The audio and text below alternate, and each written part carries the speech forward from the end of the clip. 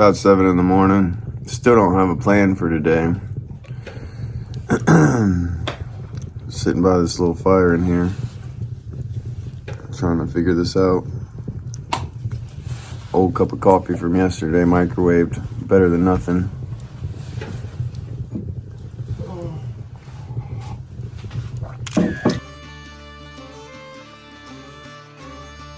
I absolutely refuse to make another pot of coffee. If I do make coffee, it'll be like with the instant. I'll boil my own water. I'm not gonna be the only one making coffee. So Lost Boy just took off for, I think he's going for like the 32 slack pack all the way back here from Devil's Gap? Devil's Fork. So good luck on that. Hope he makes it. Honestly, like, it's really cool to talk to another thru hiker. It's like really doing it and, hear his perspective. It's definitely a little bumming at the same time. Like, I really wish I was in better shape right now and this knee was cooperating.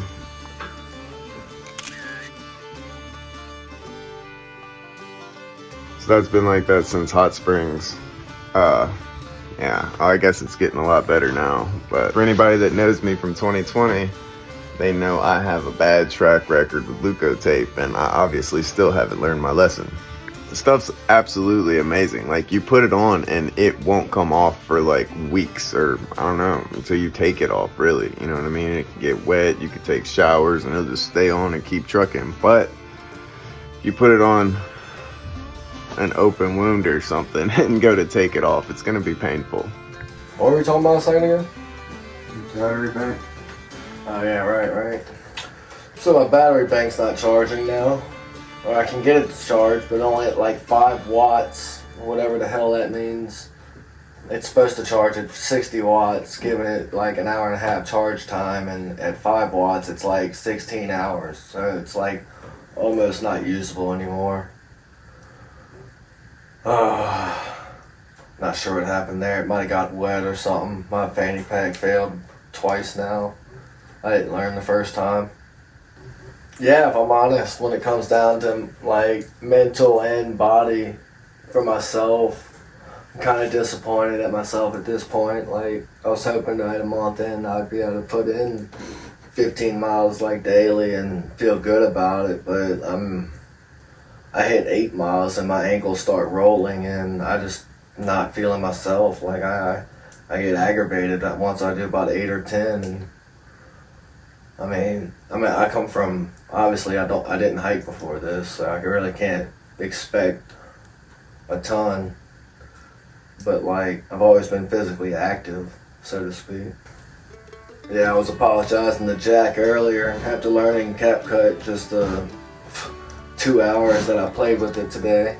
A lot of the stress and aggravations that come from that app, and I just been being lazy about not learning. So we're right around $350 on the advertising revenue from YouTube, which I think is really cool. Still can't figure out how to access it. That's going to be an issue because it's linked to like my school email, so something new to work on, but it's really cool.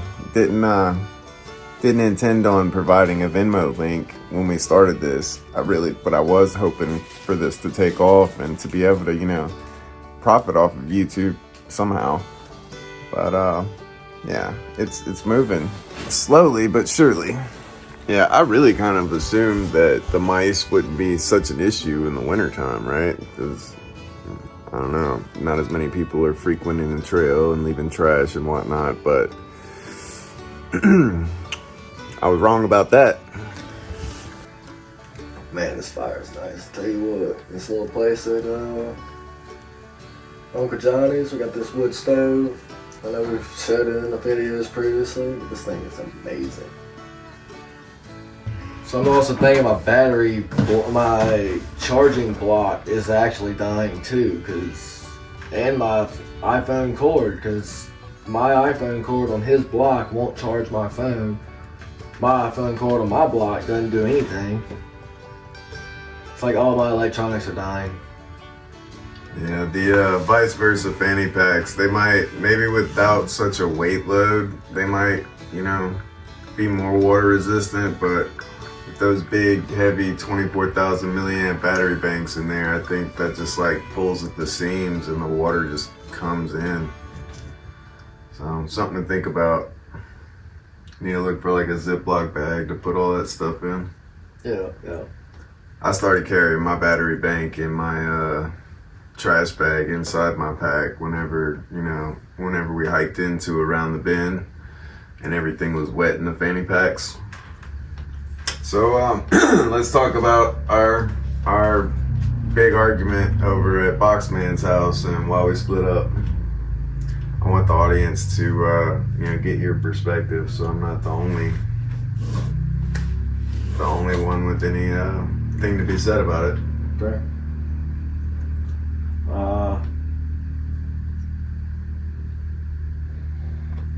Well, the whole argument happened because Bob wanted to go eat out at the diner again that morning. And we had talked about it the night before. He wanted to go out to eat, and I said, I don't know if we're going to have time to do that and still make the shuttle.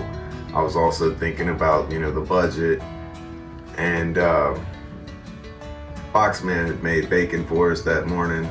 The night before, Bob kept going about it, and eventually I was like, well, if y'all get up early enough and it doesn't affect the shuttle, whatever. And when Bob finally asked at 7:20 or whatever that morning when we had a shuttle to catch at 9, I stepped in and said no, and then that's when the argument started, right? And Yeah. Basically, that was it. I felt like, from my perspective, it was, which we've already talked about this, but from my perspective, it was, I wanted at least a conversation saying no, not just a no. And we had already talked about it the night before, and I honestly didn't remember that at all when the time came. All I was thinking about was making breakfast before I got on trail. And that led to basically I stayed behind because I wanted breakfast, which they were closed in the end, so it was a whole freaking argument over nothing. well, a lot of things were said, and Oh, yeah, for sure. I definitely fanned the flames there, poured some gas on it, but I did try to apologize when it was over before we parted ways, and No, he did. He tried to reunite and try to get us to go hike out together, but at that point had set up my mind that I didn't want to hike out that day, and yeah, in the end, I mean, my ankles were dead. Sound like a baby, but I'm gonna keep complaining about my ankles as long as they're hurting. And yeah, took those 2 days off while Jack hiked 30 miles into Hot Springs, and I shuttled up to Hot Springs. Took another 2 days off, basically, or a day and a half, 2 nights. And when we hiked out of Hot Springs, I've been feeling more or less amazing since. So, I mean, yeah, we got in an argument and we split up for a couple of days, but yeah, stuff happens. there's It's no not, hard feelings. Like, we're just, it's not a big deal. no. And honestly, I hate to say it, but I felt like it was the right move almost at the time. Like, we've been together for an entire month at this point. We've never seen each other this much at a time. Yeah, at home we don't, maybe once or twice a week we hang out. So, attached at the hip for this long.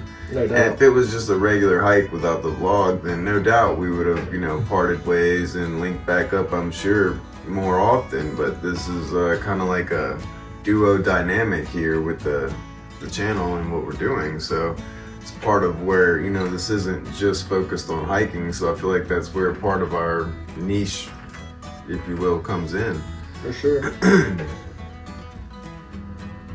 And if I'm honest, I mean, still to this date, like, I've learned a lot in this last month. But tell you what, I hiked for about 2 hours in the dark by myself the other day.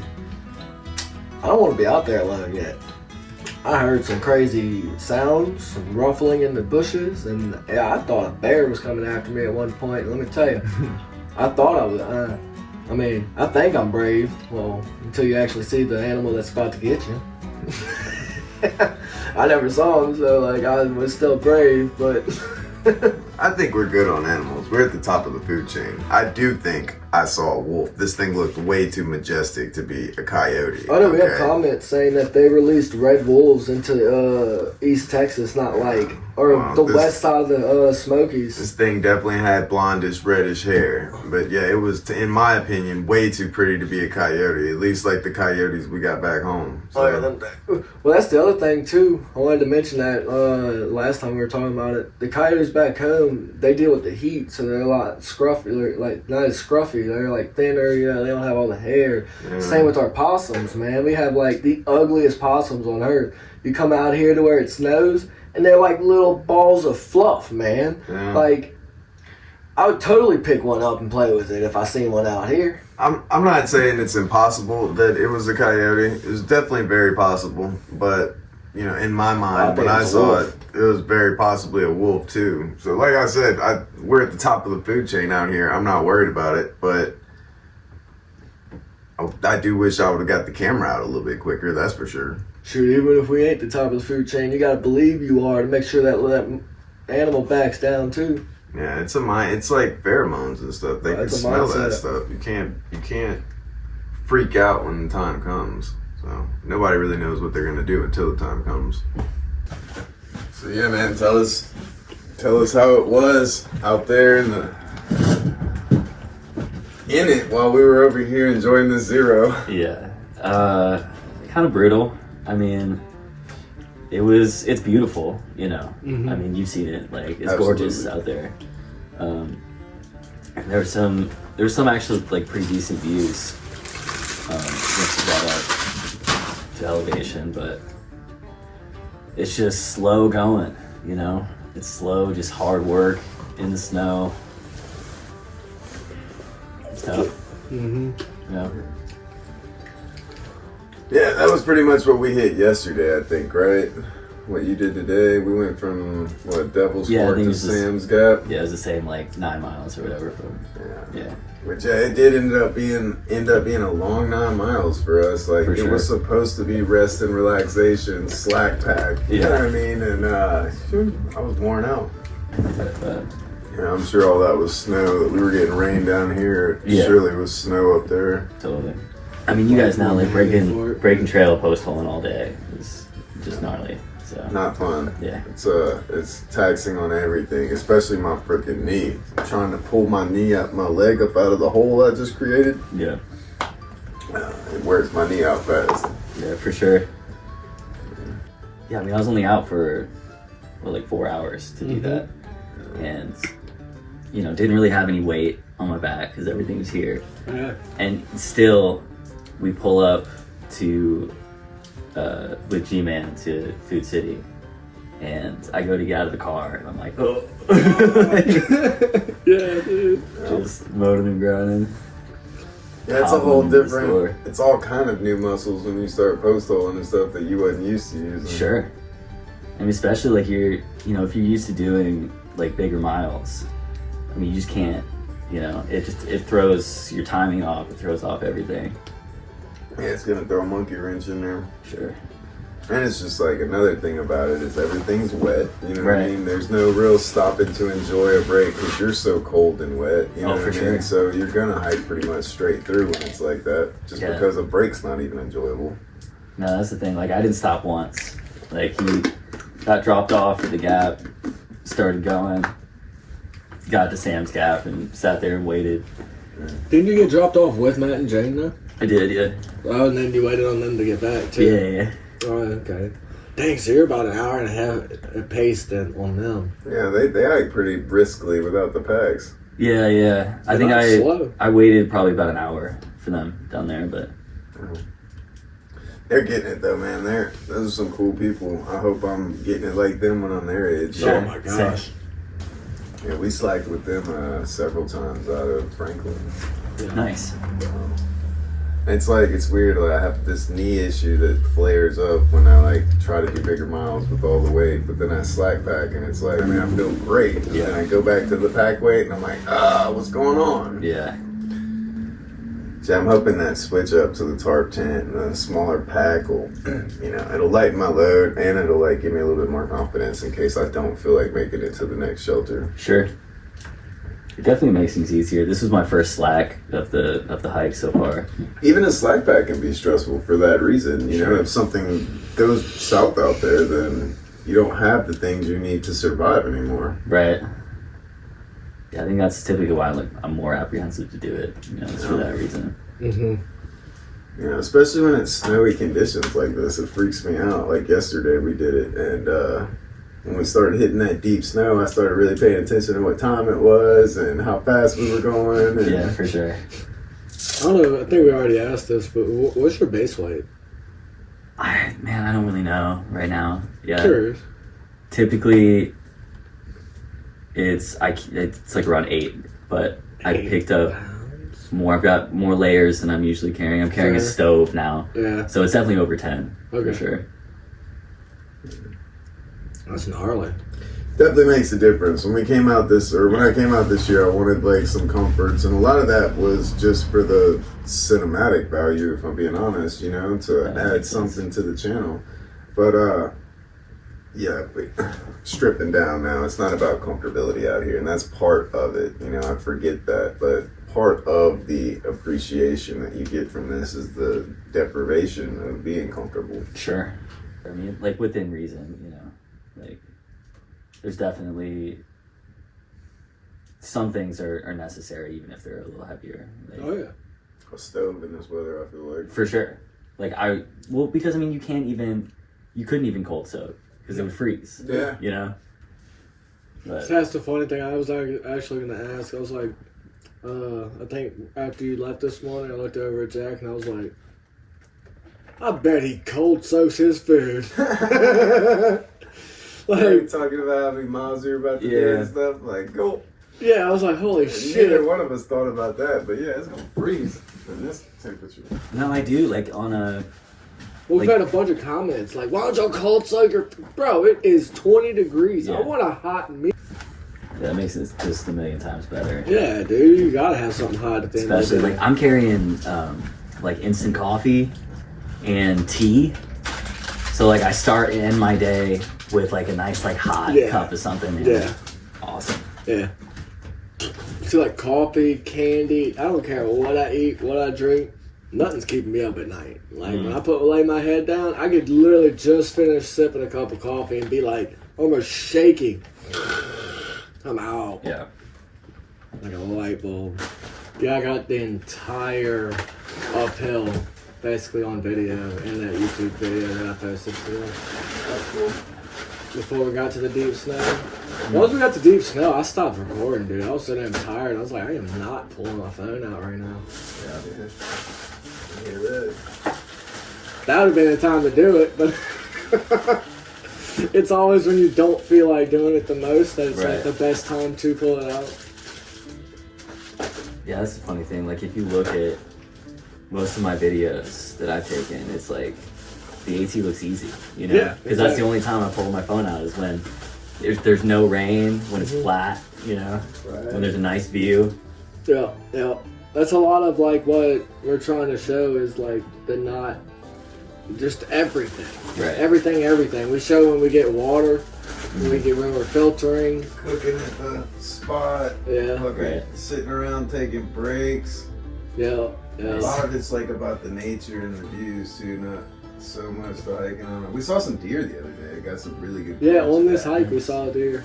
On that same one y'all just did. Whenever you hike up and it clears out to the left and you had that beautiful mountain range. Yeah. Yeah, down low there was deer. There was a cool. pack of 4 down there. There were some tracks up high. So I don't know if they made their way up there last night or something. but- Probably so. They were up where we were whenever we were walking on trail and then we like pushed them down basically because There were a lot like on that section where you're following the like barbed wire. Yep. Yeah. Lots of prints there. We were thinking about that the other day, like thinking, I bet that the Appalachian came along with like animal tracks, like animal trails, and then people came behind and was like, I bet that'd be perfect. You know what I mean? Like linked Yeah. and linked and linked and. I mean, obviously people create their own trailing, but like I don't know. I think we definitely followed an animal track. I think from the road to the trail. I mean, it was like right. very, very skinny. Everything was slapping us, and like we got lost basically. Yeah. Couple seconds. Yeah, I wonder about that because I think like a lot of, I mean, most trails are like man-made. Yeah. You know. Yeah. But and then When they made them, though, they probably just looked up at the mountain and said, "Ooh, that looks like a good route." Right, well, that's exactly so- probably based on like whichever routes the animals were well, traveling. which it's kind of like the chicken or the egg kind of thing on that, you know? Yeah. Because like this is the way I've that never like heard makes sense to go. You know? Yeah. And then so like obviously animals are gonna go like the path of least resistance too. Mammals, you know what I mean? Right. But uploaded, it says the process is still 60%. Cool to think about though. Like I remember when I first got on in 2020, I was thinking like, "Oh, are we following like the Trail of Tears?" Or, Right, like, yeah. some remnants of that, but I think the Trail of Tears was really more about going east to west. Mhm. Man, you just hiked up straight through from Hot Springs. You didn't happen to see a hook of sandal on the side of the trail, did you? I don't think so. I mean, you probably would have there. like, noticed. Yeah, I had a pair of those like $120 whatever dollar Hoka sandals on the Oh, back man. of my shit. They fell off on the way up. Yeah, they're basically like shoes that were They like, have a hiking the Speed Goat 5 sole Yeah. on a sandal. Okay. So Yeah, so next what- time you wanna I'm get probably in? gonna do the right thing. you have some wet wipes you want to get off of?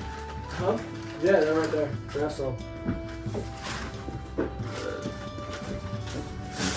We could have saved weight there and there, but I don't think we could have saved weight on the quilts without being cold.